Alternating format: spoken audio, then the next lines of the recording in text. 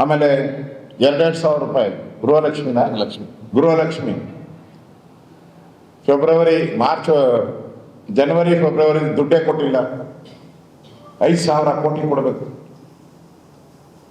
ಕೊಟ್ಟೇ ಇಲ್ಲ, ನುಂಗಾಕ್ಬಿಟ್ಟಿದ್ದಾರೆ ಅದನ್ನು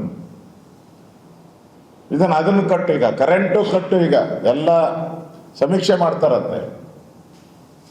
ಏನೋ ಈ ಗ್ಯಾರಂಟಿಗಳದು ಕೊಡೋಕೆ ಈಗ ಸಮೀಕ್ಷೆಗಳು ಶುರುವಾಗಿದೆ. ಹಂಗಾರೆ 3.5 ವರ್ಷ ಏನು ಮಣ್ಣು ತಿಂತಾ ಇದ್ದೀರಾ? 3.5 ವರ್ಷ? ನಿಮ್ಮ ಮ್ಯಾನಿಫೆಸ್ಟೋದಲ್ಲಿ ಏನು ಮಾಡಿದ್ದೀರಾ? ಎಲ್ಲರಿಗೂ ಗೃಹಲಕ್ಷ್ಮಿ, ಮನೆಯಲ್ಲೇ ಒಬ್ಬರಿಗೆ ಎಲ್ಲರಿಗೂ ಗೃಹಲಕ್ಷ್ಮಿ. ಈಗೇನು ಹೇಳ್ತಾ ಇದ್ದೀರಾ? ನೀವು ಟ್ಯಾಕ್ಸ್ ಕಟ್ಟಿದ್ರೆ ಇಲ್ಲ, GST ಕಟ್ಟಿದ್ರೆ ಇಲ್ಲ, ಎಲ್ಲರೂ ಕಟ್ತಾರೆ GST. ಕಾಮನ್ ಆಗಿ ಎಲ್ಲ ಕಟ್ಟೇಬೇಕು GST ಈಗ. ಅದರಿಂದ ಕಾಂಗ್ರೆಸ್ ಪಾರ್ಟಿ ದೋಖಾ ಪಾರ್ಟಿ. ಗ್ಯಾರಂಟಿ ಹೆಸರಲ್ಲಿ ರಾಜ್ಯದ ಜನಗಳನ್ನು ದೋಖಾ ಮಾಡಿದ್ದಾರೆ. ಮ್ಯಾನಿಫೆಸ್ಟೋದಲ್ಲಿ ಹೇಳಿದ್ದೊಂದು, ಈಗ ಮಾಡ್ತಾ ಇರೋದೊಂದು. ಇದು ಬಹಳ ದಿನ ನಡೆಯಲ್ಲ. ಅಂದರೆ ಎಲ್ಲ ಮಂತ್ರಿಗೂ ಫಿಕ್ಸ್ ಮಾಡಿದ್ದಾರೆ. 100 ಕೋಟಿ 150 ಕೋಟಿ ವೆಯ್ಟ್ ಮೇಲೆ, ಖಾತೆಗಳ ವೆಯ್ಟ್ ಮೇಲೆ ಫಿಕ್ಸ್ ಮಾಡಿದ್ದಾರೆ. ಯಾಕಂದರೆ ಕೇಂದ್ರಕ್ಕೆ ಇದೊಂದೇ ರಾಜ್ಯ ಇರೋದು ATM. ದೇಶದಲ್ಲಿ ಕಾಂಗ್ರೆಸ್ ಪಾರ್ಟಿಗೆ, ಕೇಂದ್ರದ ಕಾಂಗ್ರೆಸ್ ಪಾರ್ಟಿಗೆ ಇದೊಂದೇ ಇರೋದು ATM. ಇಲ್ಲಿಂದನೇ ಹೋಗ್ಬೇಕು ದುಡ್ಡೆಲ್ಲ. ಅಂದರೆ ಈ ಸರ್ಕಾರ ಪಾಪರ್ ಆಗ್ಬಿಟ್ಟಿದೆ. ಫೈನಾನ್ಷಿಯಲಿ ಕುಸಿದೋಗಿದೆ ಆರ್ಥಿಕ ಪರಿಸ್ಥಿತಿ, ರಾಜ್ಯದ ಆರ್ಥಿಕ ಪರಿಸ್ಥಿತಿ ಕುಸಿದೋಗಿದೆ. ಯಾಕಂದ್ರೆ ಇಷ್ಟೆಲ್ಲ ಹಣ ಬಿಡುಗಡೆ ಮಾಡಬೇಕಾಯ್ತಲ್ಲ, ಬಿಡುಗಡೆ ಮಾಡೋಕ್ಕೆ ಹಣನೇ ಇಲ್ಲ ಅವ್ರ ಹತ್ರ. ಅನಾಥ ಮಕ್ಕಳು ಈ ಕೋವಿಡ್ ಬೇರೆ ಬೇರೆ ಸಂದರ್ಭದಲ್ಲಿ ತಂದೆ ತಾಯಿನ ಕಳ್ಕೊಂಡವ್ರಿಗೆ ಸರ್ಕಾರನೇ ಅವ್ರನ್ನ ಹಣ ಕೊಡಬೇಕು. ಅವರು ಪ್ರೌಢಾವಸ್ಥೆ ಬರೋವ್ರಿಗೂ ಅದು 78 ಕೋಟಿ ಕೊಟ್ಟಿಲ್ಲ. 32,000 ಜನಕ್ಕೆ ಅನಾಥ ಮಕ್ಕಳಿಗೆ 78 ಕೋಟಿ ಕೊಡಬೇಕು. 7 ತಿಂಗಳಿಂದ ಕೊಟ್ಟಿಲ್ಲ. ಅಂದ್ರೆ ದಿನನಿತ್ಯ ಊಟಕ್ಕೆ ಕೊಡೋದು. ಬೆಗ್ಗರ್ ಕಾಲೋನಿ, ಬೆಗ್ಗರ್ಸ್ 30 ಕೋಟಿ ಕೊಡಬೇಕು ಬೆಗ್ಗರ್ಸ್ಗೆ. 6 ತಿಂಗಳಿಂದ ಕೊಟ್ಟಿಲ್ಲ ಬೆಗ್ಗರ್ಸ್ ಹಣ.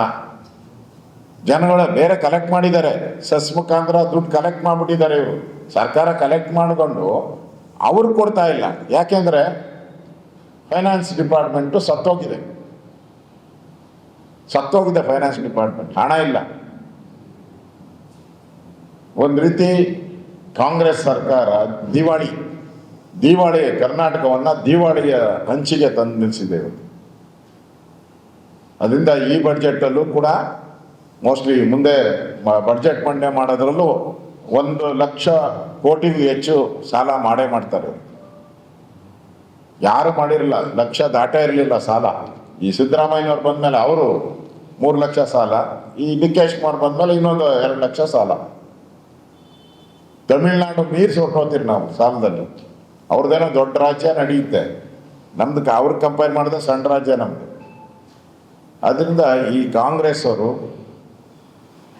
ಅವೈಜ್ಞಾನಿಕವಾದಂಥ ಗ್ಯಾರಂಟಿ ಮೊದಲೇ ಸಮೀಕ್ಷೆ ಮಾಡಿ ತಂದಿದ್ರೆ ನಮ್ದೇನು ಅಬ್ಜೆಕ್ಷನ್ ಇಲ್ಲ, ಗ್ಯಾರಂಟಿ ಕೊಡೋಕೆ ನಮ್ದೇನು ಅಬ್ಜೆಕ್ಷನ್ ಇಲ್ಲ. ಆದರೆ ಏನೇ ಸಮೀಕ್ಷೆ ಮಾಡಿದೆ ತಂದ್ಬಿಟ್ಟು ಈಗ ಎಲ್ಲದರಲ್ಲೂ ಕಟ್ ಮಾಡೋಕ್ಕೆ ಹೋಗ್ತಾ ಇದ್ದೀರಲ್ಲ, ಇದೇ ನಿಮ್ಮ ದಿವಾಳಿ. ಹಣ ಇಲ್ಲ ಅನ್ನೋದಕ್ಕೆ ಇದಕ್ಕಿಂತ ಸಾಕ್ಷಿ ಇಲ್ಲ. ಅದರಿಂದ ಸರ್ಕಾರಕ್ಕೆ ನಾನು ಆಗ್ರಹ ಮಾಡ್ತಾ ಇದ್ದೀನಿ, ಕೂಡಲೇ ಪೆನ್ಷನ್ ಅವ್ರಿಗೆ ಕೊಡಬೇಕು. ಭಾಗ್ಯದ ಲಕ್ಷ್ಮಿ ಹಣ 5,000 ಕೋಟಿ ಏನು ಪೆಂಡಿಂಗ್ ನಿಂತಿದೆ ಅದನ್ನು ವಾಪಸ್ ಇಮಿಡಿಯೇಟಾಗಿ ಆ ಮಹಿಳೆಯರಿಗೆ ಕೊಡಬೇಕು ಅನ್ನೋ ಆಗ್ರಹವನ್ನು ನಾನು ಮಾಡ್ತಾ ಇದ್ದೀನಿ. ಆದರೆ ಕಾಂಗ್ರೆಸ್ ಅವರು ಇವತ್ತು ಇದನ್ನು ಹೈಜಾಕ್ ಮಾಡುವಂಥ ಪ್ರಯತ್ನವನ್ನು ಮಾಡ್ತಾ ಇದ್ದಾರೆ. ಹೊಸದಾಗಿ ನಮಗೆ ಸ್ವಾತಂತ್ರ್ಯ ಬಂದು 75 ವರ್ಷದ ಮೇಲಾಯಿತು. ಮೊದಲ ಬಾರಿಗೆ ಕರ್ನಾಟಕ ಸರ್ಕಾರ ಸ್ಥಳೀಯ ಒಂದು ಅದೇನೋ residential certificate, permanent residential certificate ಅಂದ್ರೆ ನಾವ್ಯಾರು ಇಷ್ಟು ದಿನ ನಾವು ಪರ್ಮನೆಂಟ್ ಇರಲಿಲ್ವಾ ಇಲ್ಲಿ ಕರ್ನಾಟಕದಲ್ಲಿ? ಇಷ್ಟು ದಿನದಿಂದ ನಾವೆಲ್ಲ ಅತಂತ್ರವಾಗಿದ್ರ? ಉದ್ದೇಶ ಏನಿದ್ರು ಅದು ಕೊಡೋರು ಯಾರೋ ರೆವಿನ್ಯೂ ಇನ್ಸ್ಪೆಕ್ಟರ್ಗಳು. ನೀವು ಪರ್ಮನೆಂಟ್ ಅಂತ ಕೊಟ್ಬಿಟ್ರೆ ಹಾಗಾದ್ರೆ ದೇಶದಲ್ಲಿ ಈಗ SIR ನಡೀತಾ ಇದೆಯಲ್ಲ, ಅದನ್ನು ಹೈಜಾಕ್ ಮಾಡ್ದಂಗೆ ಆಗ್ತೈತೆ. SIR ಮಾಡ್ತಾ ಇರೋದು ಯಾರು ಈ ದೇಶದ ಪ್ರಜೆಗಳಿದ್ದಾರೆ ಅವ್ರಿಗೆ ಸಿಗಬೇಕು. ಯಾರು ಬಾಂಗ್ಲಾದೇಶದವರು, ನಿಮಗೂ ಗೊತ್ತಿರೋ ಪ್ರಕಾರ ಸುಮಾರು 2 ಕೋಟಿಗೂ ಹೆಚ್ಚು ಜನ ಭಾರತದಲ್ಲಿದ್ದಾರೆ ಅಂತೇಳಿ ಅಂದಾಜು. ನಮ್ಮ ಕರ್ನಾಟಕದಲ್ಲೂ ಸುಮಾರು ಒಂದು 20ರಿಂದ 30 ಲಕ್ಷ ಜನ ಇದ್ದಾರೆ ಅಂತೇಳಿ ಸಮೀಕ್ಷೆಗಳು ಹೇಳ್ತಾ ಇದೆ. ಅಂದರೆ ಈ ಕಾಂಗ್ರೆಸ್ ಅವರು ಇವ್ರನ್ನ ಪರ್ಮನೆಂಟ್ ರೆಸಿಡೆನ್ಷಿಯಲ್ ಸರ್ಟಿಫಿಕೇಟ್ ಕೊಟ್ಬಿಟ್ರೆ ಅವ್ರನ್ನ ಪರ್ಮನೆಂಟ್ ಮಾಡಿಬಿಡ್ತಾರೆ.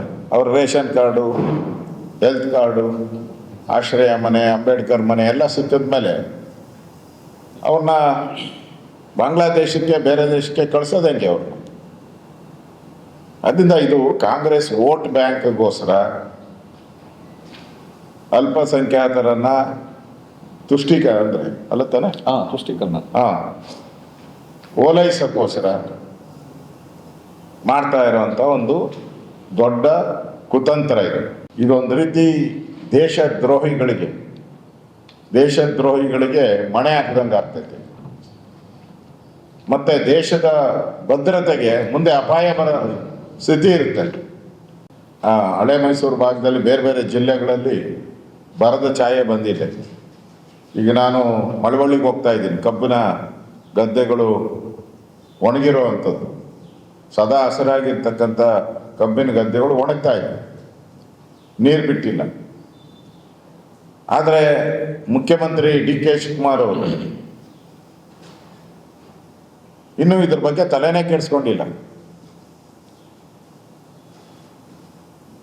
ಇದ್ರ ಬಗ್ಗೆ ಒಂದು ಸಭೆ ಮಾಡಿ ಬರನ ಡಿಕ್ಲೇರ್ ಮಾಡಬೇಕಾಗಿತ್ತು.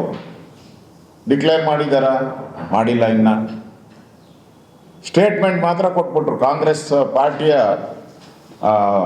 ಅವರ ಅಧ್ಯಕ್ಷರ ಸ್ವೇರಿಂಗ್ ಸೆರೆಮನಿಯಲ್ಲಿ ಕೇಂದ್ರ ಸರ್ಕಾರ 10,000 ಕೋಟಿ ಕೊಡಬೇಕು ಅಂತ. ಏನಕ್ಕೆ 10,000 ರೂಪಾಯಿ, 10,000 ಕೋಟಿ ಏನು ಕೊಡ್ಬೇಕು ನಿಮಗೆ? ಡಿಕ್ಲೇರ್ ಮಾಡಿದ್ದಾರೆ ಬರ ಅಂತ? ಜ್ಞಾನ ಬೇಡ ನಿಮಗೆ?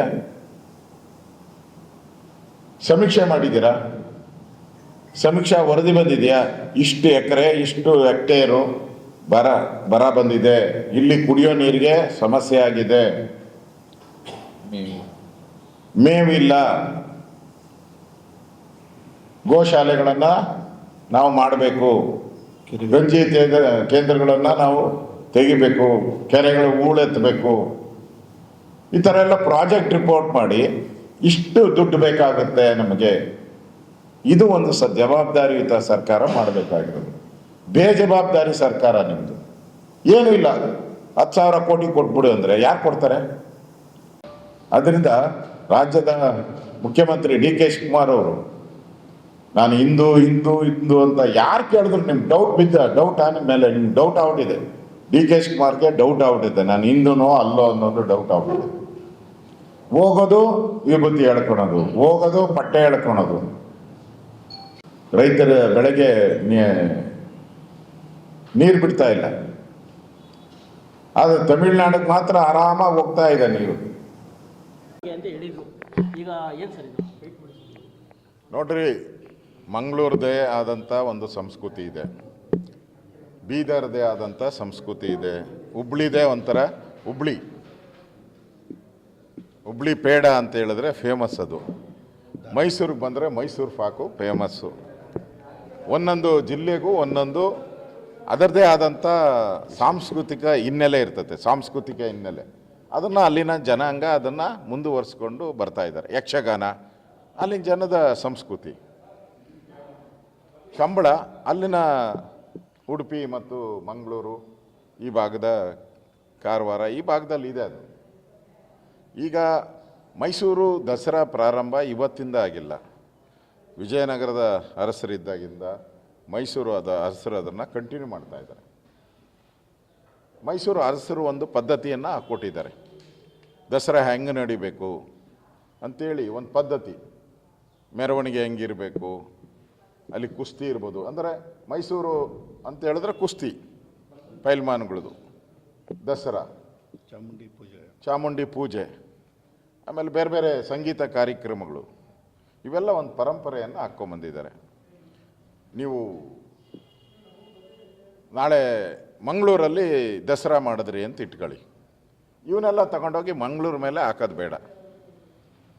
ನಾಳೆ ಮಂಗಳೂರಲ್ಲಿ ದಸರಾ ಆಯಿತು, ಈ ಪದ್ಧತಿನ ತಗೊಂಡೋಗಿ ಅಲ್ಲಿ ಹಾಕೋದು ಬೇಡ, ಆ ಪದ್ಧತಿಯನ್ನು ತಗೊಂಡೋಗಿ ಇಲ್ಲಿ ಹಾಕೋದು ಬೇಡ. ಏನೋ ಒಂದು ಪ್ರಚಾರಕ್ಕೋಸ್ಕರ ಕಾಂಗ್ರೆಸ್ ಅವರು ಈ ಥರ ಎಲ್ಲ ಮಾಡ್ತಾಯಿದ್ದಾರೆ. ಪ್ರಚಾರ ಬಿಟ್ಬಿಡಿ. ಇಲ್ಲಿ ಮರ ಗಿಡ ಕಡಿಯೋವಂಥದ್ದು ಒಳ್ಳೆಯದಲ್ಲ. ಅದಕ್ಕೋಸ್ಕರ 10 ಕೋಟಿ ರೂಪಾಯಿ ಖರ್ಚು ಮಾಡ್ತೀನಿ ಅಂತ ಹೇಳ್ತಾ ಇದ್ದಾರೆ. 10 ಕೋಟಿ ಖರ್ಚು ಮಾಡೋದು ಬದಲಾಗಿ ಈ ರಸ್ತೆಗಳು ಹಳ್ಳ ಬಿದ್ದಿದೆಯಲ್ಲ, ಅಲ್ಲ ಕಂಬಳದ ಅಗಿಯಕ್ಕೆ ಹೋಗ್ತಾ ಇದ್ದೀರಲ್ಲ, ಹಳ್ಳ ಮಾಡೋಕ್ಕೆ ಹೋಗ್ತಾ ಇದ್ದಾರೆ. ಕಂಬಳ ಮಾಡಬೇಕು ಅಂದರೆ ಹಳ್ಳ ಮಾಡಬೇಕು. ಹಳ್ಳ ಮಾಡೋದ್ರ ಬದಲಾಗಿ ಇಲ್ಲಿ ಇಡೀ ರಾಜ್ಯದಲ್ಲಿ ಬಿದ್ದಿರುವಂಥ, ಚಾಮರಾಜನಗರದಲ್ಲಿ ಮೈಸೂರಲ್ಲೆಲ್ಲ ಬಿದ್ದಿರುವಂಥ ರಸ್ತೆಗಳಲ್ಲಿ ಬಿದ್ದಿದ್ದ ಹಳ್ಳನ ಮುಚ್ಚಿ ಅನ್ನೋ ಸಲಹೆಯನ್ನು ನಾವು ಕೊಡ್ತಾ ಇದ್ದೀನಿ.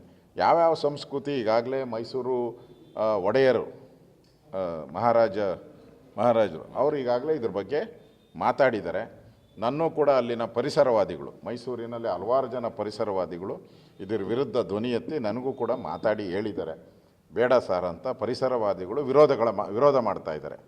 ಅದರಿಂದ ಸರ್ಕಾರ ಸುಮ್ಮನೆ ಈ ಜಂಜಾಟವನ್ನು ಬಿಟ್ಟು ರೆಗ್ಯುಲರಾಗಿ ಹೆಂಗೆ ದಸರಾ ನಡೀತಾ ಇದೆಯೋ ಆ ದಸರಾವನ್ನು ನಡೆಸ್ಕೊಂಡು ಹೋಗಿ. ಮಂಗಳೂರು ದಸರಾವನ್ನು ನಡೆಸ್ಕೊಂಡು ಹೋಗಲಿ. ಅವರು ಬೆಂಗಳೂರು ದಸರಾನ ನಡೆಸ್ಕೊಂಡು ಹೋಗಲಿ. ನಾನು ಹೇಳಿದ್ನಲ್ಲ, ಎಲ್ಲೆಲ್ಲಿ ಯಾವ್ಯಾವ ಸಂಸ್ಕೃತಿ ಇದೆ ಅದನ್ನು ಮಾಡಿ ಅಂತ ಹೇಳ್ತಾ ಇದ್ದೇನೆ.